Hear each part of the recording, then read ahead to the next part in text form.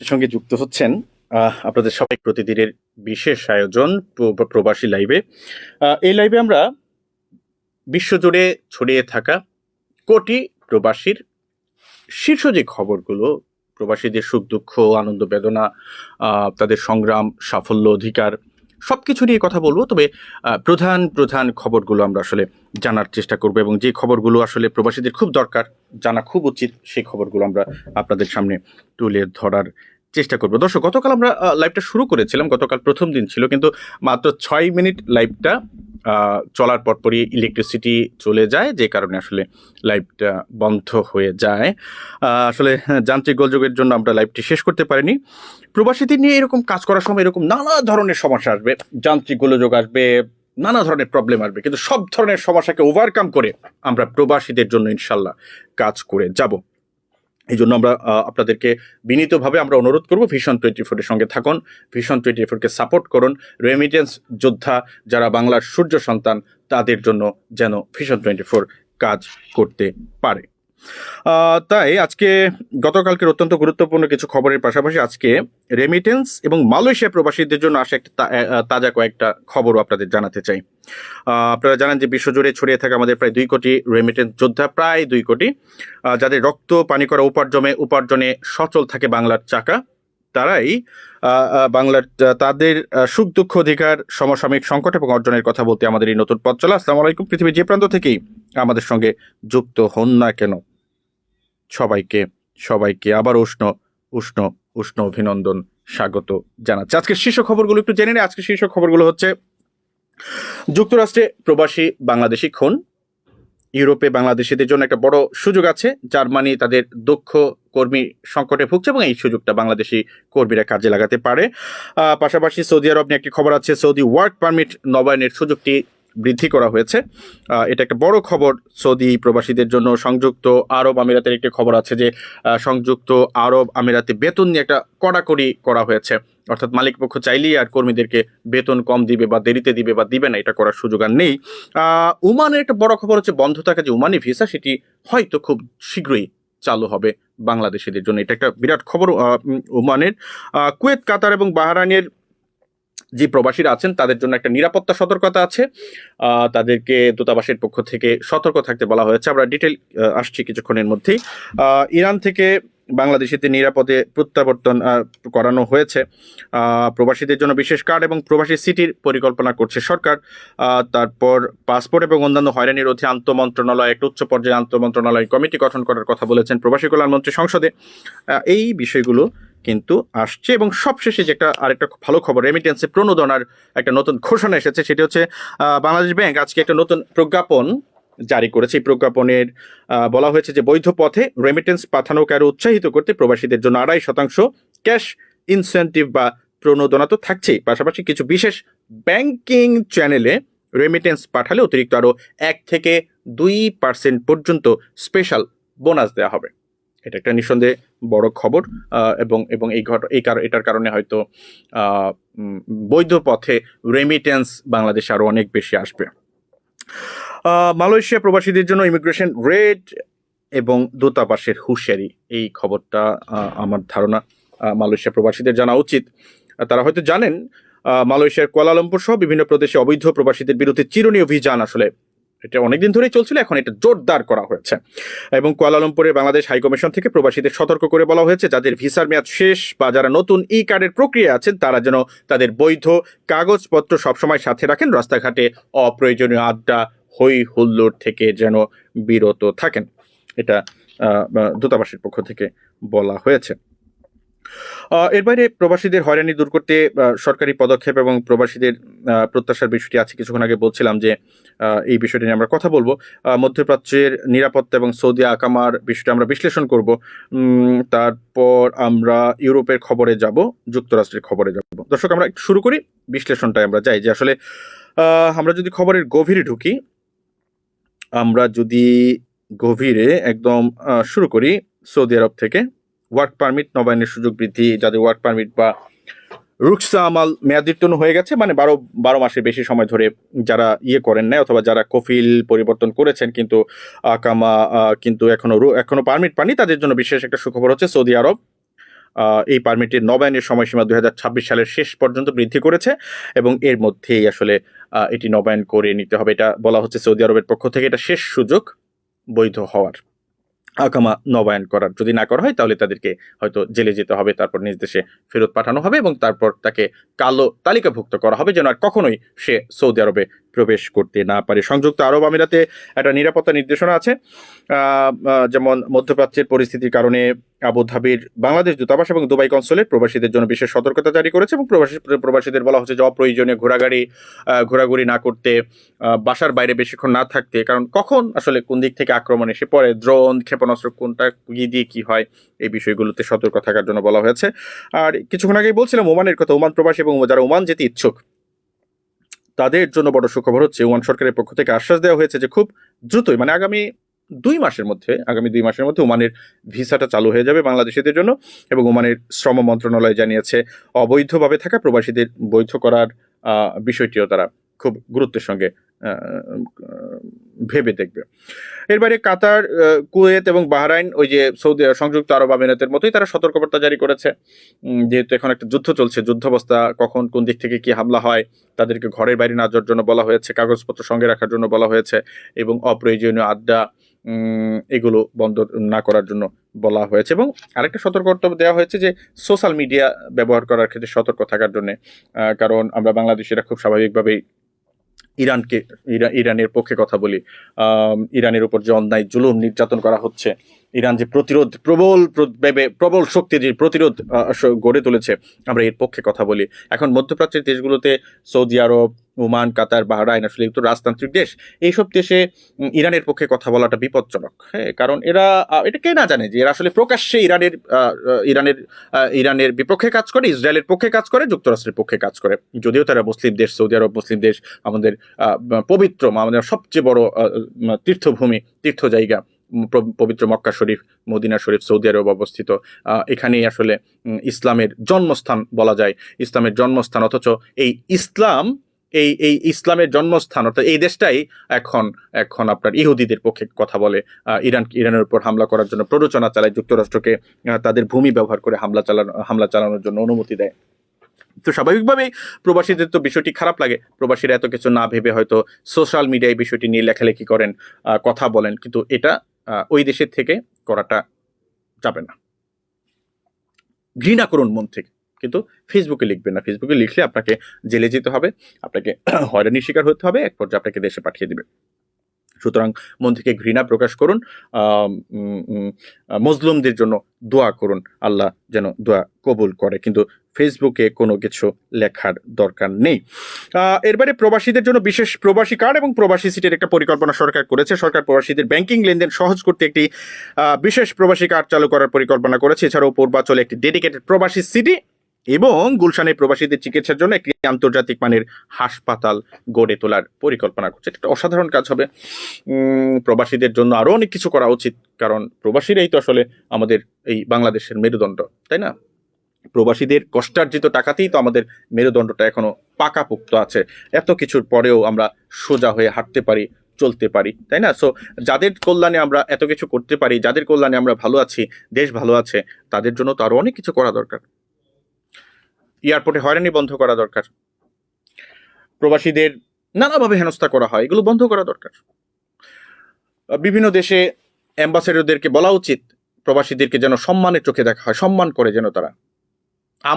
আমি তো এভাবে বলতে চাই যে কোনো প্রবাসী রেমিটেন্স যোদ্ধা যদি এম্বাসিতে আসে, স্বয়ং ওই এম্বাসি প্রধান, দূতাবাস প্রধানের চেয়ার ছেড়ে উঠে দাঁড়িয়ে তার সঙ্গে কথা বলা উচিত, এতটুকু সম্মান তাকে দেওয়া উচিত, এটা আমি মনে করি। কিন্তু আমরা কি করি? দিনের পর দিন দাঁড়ায় থাকে, দেখাই করি না। মরুভূমির সেই তীব্র গরমের মধ্যে দাঁড়ায় থাকে, টিকিট পায় না, টোকেন পায় না, দালালদের খপ্পরে পড়তে হয় একটা পাসপোর্ট নবায়নের জন্য, একটা ছোট্ট কাজের জন্য।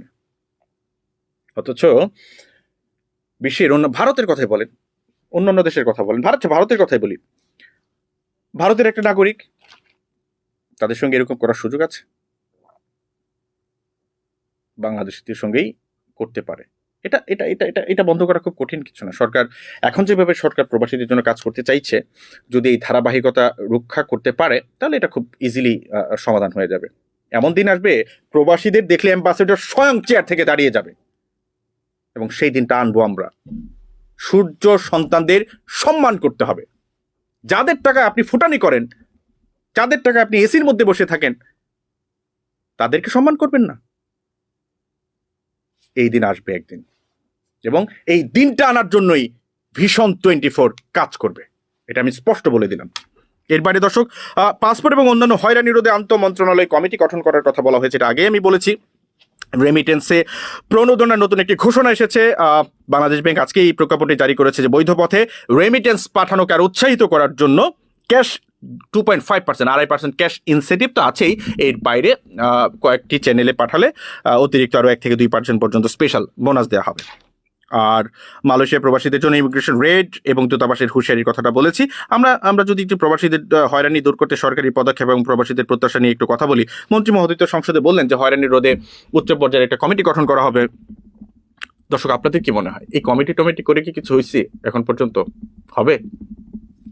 কমেন্ট করে জানাবেন। এই কমিটি করে কি লাগেজ চুরি বন্ধ হবে এয়ারপোর্টে?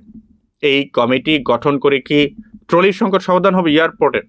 এই কমিটি গঠন করে কি ইমিগ্রেশনে হয়রানি বন্ধ হবে এয়ারপোর্টে? এই কমিটি গঠন করলে প্রবাসীদের কি যথাযথভাবে সম্মান দেওয়া হবে? এই বিষয়গুলো দর্শক আপনারা কমেন্ট করে জানাতে পারেন। আমরা মধ্যপ্রাচ্যে থাকা আমাদের ভাই বোনদের জন্য দূতাবাসের ঠিক কি নির্দেশনা রয়েছে, তারা এই মুহূর্তে কি করবেন আর কি করবেন না, এই বিষয়টা নিয়ে আমরা একটু কথা বলি। আসলে অপ্রয়োজনীয় ঘোরাঘুরি পরিহার করতে বলা হয়েছে দূতাবাসের পক্ষ থেকে, এবং দূতাবাস স্পষ্টভাবে বলেছে যে কোনো ধরনের বড় জমায়েত বা সংবেদনশীল এলাকা, যেমন সামরিক স্থাপনা, থানা, সামরিক স্থাপনার আশপাশ, ব্যারাক, এগুলো থেকে দূরে থাকার জন্য, কারণ এগুলোতে হামলা বেশি হয়। আর সোশ্যাল মিডিয়া ব্যবহারের সতর্কতা তো আমি কিছুক্ষণ আগেই বললাম। আরেকটা যদি আমরা বলি সেটা হচ্ছে যে সৌদি আরবে প্রবাসীদের জন্য একটা বড় সুযোগ তৈরি হচ্ছে। আকামা নবায়নের যে বিষয়টি বললাম, এটা আসলে কি, আমরা একটু ডিটেইল বলি।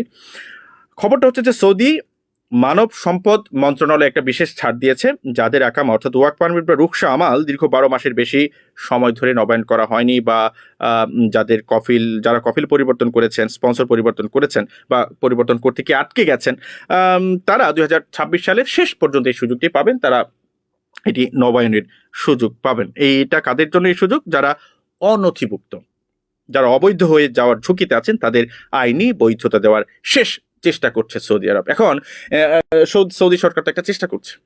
এখন এই সুযোগটা যদি অবৈধ প্রবাসীরা বা যারা অবৈধ হওয়ার ঝুঁকিতে আছেন, তারা যদি এই সুযোগটা কাজে না লাগায়, তাহলে এই দায়ভার তো আসলে আর কারো না, তাই না?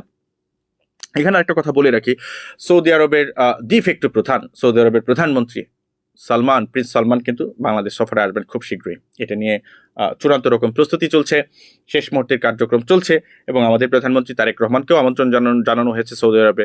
উনিও হয়তো খুব শীঘ্রই সৌদি আরবের রাষ্ট্রীয় সফরে যাবেন।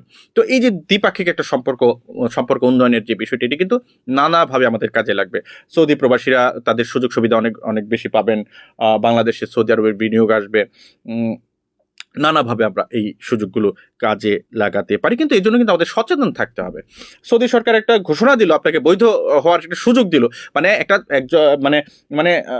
একজন খারাপ মানুষকে ভালো হওয়ার সুযোগ দিয়েছে, সেটা সুযোগটা আমরা নিচ্ছি না, বিষয়টা এরকম আর কি। আপনি অবৈধ, আপনাকে বৈধ হওয়ার সুযোগ দিচ্ছে একটা দেশের সরকার, আপনি এটা গ্রহণ করবেন না? যদি না করেন তাহলে অবৈধই থাকতে হবে।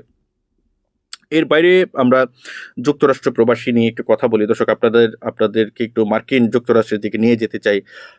যুক্তরাষ্ট্রে একটা দুঃখজনক ঘটনা ঘটেছে গত সপ্তাহে। সেটি হচ্ছে একজন বাংলাদেশি নাগরিক, তিনি খুন হয়েছেন পেনসিলভানিয়ার ফিলাডেলফিয়াতে, এবং তার নাম মোহাম্মদ মাহফুজুল হক।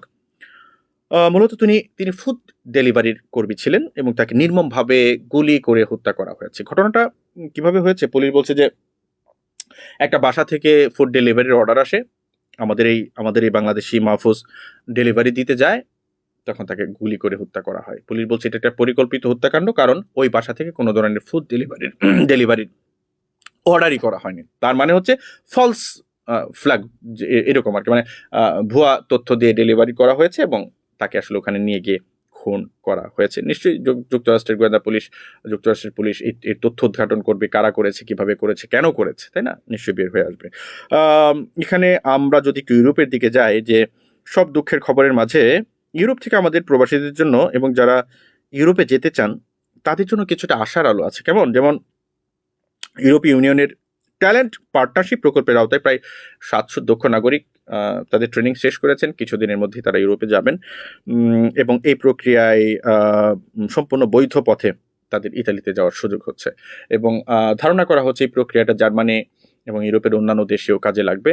অর্থাৎ বৈধ পথে, কম টাকায় বৈধ পথে, শান্তিপূর্ণ প্রক্রিয়ায় সরকারি খরচে আপনারা ইউরোপে যাবেন। এটা খুব মজার না? তবে এই জন্য আমাদেরকে আরো বেশি কর্মমুখী হতে হবে, কাজ শিখতে হবে, দক্ষ হয়ে তারপর যেতে হবে। আমি সবসময় এই কথাটা বলি যে যারা দেশের বাইরে যাবেন, প্রবাসী যারা দেশের বাইরে যাবেন, অবশ্যই কাজ শিখে যান। হ্যাঁ, কাজ না শিখে দেশের বাইরে গেলে আসলে দেখেন, যেই মানুষটা বাংলাদেশে কিছু করতে পারে না, কোনো কাজ শিখে নাই, কোনো কাজ জানে না, সে দেশের বাইরে গিয়ে একটা অপরিচিত মালিকের অধীনে কি করবে? পারবে কিছু করতে? এই দিন আনি দিন খাই টাইপ জীবনযাপন করতে হবে তাকে, তাই না? খুব বেশি টাকা দেশেও পাঠাতে পারবে না, নিজেও ভালো থাকতে পারবে না। কিন্তু একটা কাজ শিখে যদি যান, ধরেন আপনি ড্রাইভিং শিখে গেলেন, আপনি আপনি ওয়েল্ডিং শিখে গেলেন, আপনি কার্পেটিং শিখে গেলেন, আপনি এসি ফ্রিজ মানে এগুলো এগুলো মেরামত শিখে গেলেন, মোবাইল সার্ভিসিং শিখে গেলেন, কত ধরনের কাজ আছে, তাই না? আপনি যে কোনো একটা কাজে যদি দক্ষ হয়ে বিদেশে যান, ভালো থাকবেন, ভালো উপার্জন করবেন এবং নিশ্চিত জীবনযাপন করতে পারবেন এবং আপনার চাকরি নিয়ে কোনো ভয় থাকবে না, কফিল নিয়ে কোনো টেনশন থাকবে না, স্পন্সর নিয়ে কোনো টেনশন থাকবে না, বেতন পাওয়া নিয়ে কোনো সমস্যা হবে না। এক কথায় আপনি ভালো থাকবেন, সুস্থ থাকবেন, আপনার ফ্যামিলিও ভালো থাকবে। আর এই জন্য যেটা করতে হবে, অবশ্যই দক্ষ হয়ে বিদেশে যেতে হবে। এখন দক্ষ আমরা কোথায় হব? দক্ষ হওয়ার জন্য আমাদের দেশে অনেকগুলো ট্রেনিং সেন্টার আছে, সরকারি ট্রেনিং সেন্টার আছে। বিদেশি অনেকগুলো দেশের সঙ্গে পার্টনার যৌথভাবেও অনেকগুলো ট্রেনিং সেন্টার আছে। একটু খোঁজ খবর নিয়ে আমার মনে হয় যারা বিদেশে যেতে চান তারা তারা ট্রেনিং করে দক্ষ হয়ে তারপর বিদেশে যান। আমরা আমরা আমরা আমরা আমরা কিভাবে কাজ শিখতে পারি, কিভাবে দক্ষ হতে পারি, এটা নিয়ে আমরা একদিন একটা সেশনই করব, যে আসলে কোন কোন জায়গা থেকে কোন কাজ শেখা যায়, কোন কাজ শিখতে কত টাকা খরচ হয়, কোন কাজ শিখলে কোন দেশে যাওয়া যাবে, এই বিষয়গুলো নিয়ে আমরা আরেকদিন আরেকটা লাইভে কথা বলবো। সবশেষে দর্শক আমি শেষ করতে চাই, তবে শেষ করার আগে বলতে চাই যে ফ্রি ভিসা মানে প্রতারণা, গলা কাটা ভিসা। কোনোভাবেই ফ্রি ভিসায় যাবেন না, প্রতারিত হবেন না।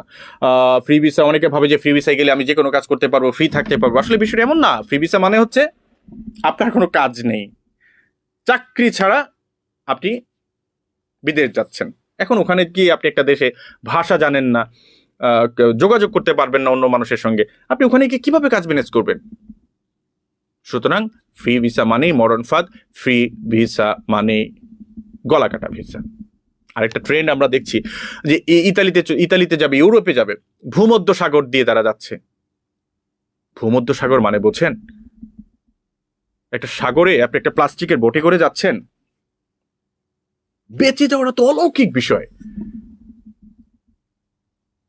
এর মধ্যে লিবিয়াতে জিম্মি করা হচ্ছে। লিবিয়া হয়েই তো যেতে হয়, লিবিয়াতে জিম্মি করা হচ্ছে। জিম্মি করে মারধর করে ভিডিও দেশে পাঠিয়ে প্রবাসী ওই লোকের বা ওই ব্যক্তির স্বজনদের কাছে পাঠিয়ে, বাবা মার কাছে পাঠিয়ে, আত্মীয় স্বজনের কাছে পাঠিয়ে টাকা পয়সা নেওয়া হচ্ছে। যদিও আমরা খবর পাচ্ছি যে এইসব ঘটনার সঙ্গে লিবিয়ার নাগরিকরা জড়িত, কিন্তু বাংলাদেশিরাও আছে। বিশেষ করে পাকিস্তানি এবং বাংলাদেশিরা এবং লিবিয়ার নাগরিকরা মিলে বেশ কিছু চক্র গড়ে তুলেছে। তা আমার প্রশ্ন হলো, সাগর পাড়ি দিয়ে কেন ইতালি যেতে হবে ভাই? 15 লাখ 20 লাখ টাকা খরচ করে, এই 15 লাখ 20 লাখ টাকা খরচ করে অবৈধ পথে দালালের প্ররোচনায় প্ররোচিত না হয়ে একটা ভালো কাজ শিখে দেশেই অনেক কিছু করা যায়, অথবা বৈধ পথেও বিদেশ যাওয়া যায়। এই জন্য আপনাকে কাজ শিখতে হবে। এখন আপনি আকাইম্মা, এটা গ্রামের ভাষায় বলে, কথ্য ভাষায়, কিছুই জানেন না, তাহলে আপনার কে কাজে নেবে রে ভাই? সুতরাং কাজ শিখে বিদেশে যান, নিজে ভালো থাকুন, আত্মীয় স্বজন পরিবার পরিজনদের ভালো রাখুন, এবং আপনি এবং আপনার আত্মীয় স্বজন পরিবার পরিজন ভালো থাকলে আলটিমেটলি দেশটাও ভালো থাকবে। দর্শক, আমরা শেষ করব, তবে তার আগে আমি একটু আরেকটা কথা বলতে চাই। আপনারা কি জানেন আমাদের প্রবাসী কল্যাণ নামে একটা ব্যাংক আছে? আপনারা কি জানেন এই ব্যাংকের কাজ কি? আপনারা কি জানেন এই ব্যাংকটা কেন গঠন করা হয়েছিল? আপনারা কি প্রবাসী কল্যাণ ব্যাংক থেকে কোনোদিন সার্ভিস দিয়েছেন? এই প্রবাসী কল্যাণ ব্যাংকের কাজ হলো যারা বিদেশে যাবে তাদেরকে জামানতবিহীন লোন দেয়া। তারা শুধু তাদের বৈধ ভিসাটা দেখাবে, বিএমইটির কার্ডটা দেখাবে, তাদেরকে লোন দিয়ে দিবে, এবং এই লোন প্রবাসীরা চাকরি করতে করতে 2-3 বছরের মধ্যে পরিশোধ করবে। আপনারা কারা কারা এই সুবিধাটা পেয়েছেন, সুযোগটা পেয়েছেন আমাকে জানাবেন। তবে আমি নিজে দুজনকে পাঠিয়েছিলাম প্রবাসী কল্যাণ ব্যাংকের একটা ব্রাঞ্চে। তারা অনেকদিন ঘুরেছে কিন্তু লোন পায়নি। তাদের কাছে ঘুষ চাওয়া হয়েছিল কিন্তু তারা দেয়নি, তাদের লোন হয়নি। এই প্রবাসী কল্যাণ ব্যাংকের কাজ হলো, বিদেশ থেকে যে প্রবাসীরা আসবে অনেকেই তো নিঃস্ব অসহায় অবস্থায় আসে। ওই যে কাজ না শিখে বিদেশে যায়, তখন অসহায় নিঃস্ব হয়ে আসতে হয়। কারণ কাজ শিখে যাননি, আপনি ওখানে গিয়ে কি করবেন? বেতন পায় না, কোনো রকম দিনমজুরি করে টাইপ আর কি। হ্যাঁ, যেই টাকা পায় নিজেই চলতে পারে না, তো নিঃস্বরিক্ত হয়ে দেশে আসে এরা। হ্যাঁ, আবার অনেক অ্যাক্সিডেন্টের কারণে নিঃস্বরিক্ত হয়ে আসতে পারে, সেটা অন্য বিষয়। তো এই যে নিঃস্বরিক্ত হয়ে যারা যেসব প্রবাসীরা আসেন তাদেরকে পুনর্বাসনের জন্য প্রবাসী কল্যাণ ব্যাংকের একটা বিরাট দায়িত্ব রয়েছে। এটা প্রতিষ্ঠাকালীনই এই দায়িত্বটা প্রবাসী কল্যাণ ব্যাংকের গঠনতন্ত্রে বলা হয়েছে। এখন আমার প্রশ্ন হলো, কতজন প্রবাসী পুনর্বাসন লোন পেয়েছেন? আমরা আমাদের স্পেশাল করেসপন্ডেন্ট আশরাফুল ইসলাম রানা গত পরশুদিন বলছিলেন যে এই প্রবাসী কল্যাণ ব্যাংক যত হাজার কোটি টাকা লোন দিয়েছে তার মধ্যে 1% মতো হয়তো প্রবাসীরা বা এই রিলেটেড লোকজন পেয়েছে। বাদ বাকি সব লোন রাজনৈতিক ব্যবসায়ীরা পেয়েছে, তৎকালীন সরকারের, আগের সরকারের লোকেরা পেয়েছে। এখন যাদের জন্য ব্যাংক তৈরি করা হলো তারাই যদি সুবিধা না পায়, তাহলে এই ব্যাংক থাকার কোনো মানে কি আছে? দর্শক, এটা নিয়ে আমরা এটা নিয়ে অনুসন্ধানী প্রতিবেদন করব, এটা নিয়ে আমরা কথা বলবো, এটা নিয়ে আমরা আওয়াজ তুলব, এবং এটার একটা বিহিত আমরা নিশ্চয়ই করে ছাড়ব। দর্শক, আমি শেষ করতে চাই, অনেকক্ষণ হয়েছে। আমাদের সঙ্গে থাকার জন্য ধন্যবাদ জানাচ্ছি। আর আপনারা আমাদের পেজটা ভিজিট করবেন, ভিশন 24 এর পেজটা ভিজিট করবেন, ভিশন 24 এর ইউটিউব চ্যানেলটা ভিজিট করবেন। ভিশন 24 নিউজ এবং ভিশন 24 দুটো পেজ আছে ফেসবুকে, আপনারা দেখবেন। এবং আপনাদের সমস্যা, আপনাদের কোনো পরামর্শ, যে কোনো কিছু আমাদের জানাতে পারেন। কোন এয়ারপোর্টে হয়রানির শিকার হচ্ছেন, ভিডিও ফুটেজটা পাঠিয়ে দেন আমাদের, আমরা আপনাদের পাশে দাঁড়াতে পারবো। কোনো জায়গায় হয়রানির শিকার হচ্ছেন, কোনো জায়গায় আমাদের কোনো প্রবাসী ভাই যে কোনো দেশে প্রবলেমে পড়েছে, আমরা চেষ্টা করতে পারি ওই দেশে আমাদের করেসপন্ডেন্টের মাধ্যমে, ওই দেশের দূতাবাসের মাধ্যমে, ওই দেশের এম্বাসির কর্মকর্তাদের মাধ্যমে সমাধান করার চেষ্টা করতে পারি। সুতরাং সমস্যায় পড়লে আমাদের জানান, আমরা চেষ্টা করব। এবং সবশেষে এটা বলতে পারি, ভিশন 24 স্বদেশ এবং বিদেশে থাকা কোটি প্রবাসীর সুখ দুঃখ, সংগ্রাম, সাফল্য, অধিকার আদায়ের বলিষ্ঠ কণ্ঠস্বর হয়ে কাজ করবে, এবং প্রবাসীদের কণ্ঠ বিশ্বব্যাপী ছড়িয়ে দেবে। এই প্রতিজ্ঞা আমাদের রয়েছে, এবং এই প্রতিজ্ঞা থেকেই কিন্তু এই ভিশন 24 এর যাত্রা শুরু। এই ভিশন 24 দীর্ঘদিন ধরে উত্তর আমেরিকা ভিত্তিক একটি টেলিভিশন চ্যানেল, সফলভাবে কার্যক্রম চালিয়ে যাচ্ছে। এখন সেটি বাংলাদেশেও কার্যক্রম শুরু করতে যাচ্ছে। আমরা এখনো আনুষ্ঠানিকভাবে কার্যক্রম শুরু করিনি, আমরা এখনো টেস্ট রান বলতে পারেন, আমরা টেস্ট করছি। সুতরাং আমরা সেই সক্ষমতা রাখি প্রবাসীদের পাশে দাঁড়ানোর, এবং আমরা প্রবাসীদের পাশে দাঁড়াবই। যেখানেই প্রবাসী সমস্যায় পড়বে সেখানেই ভিশন 24 এবং তার টিম সাহায্যের হাত বাড়িয়ে দেবে।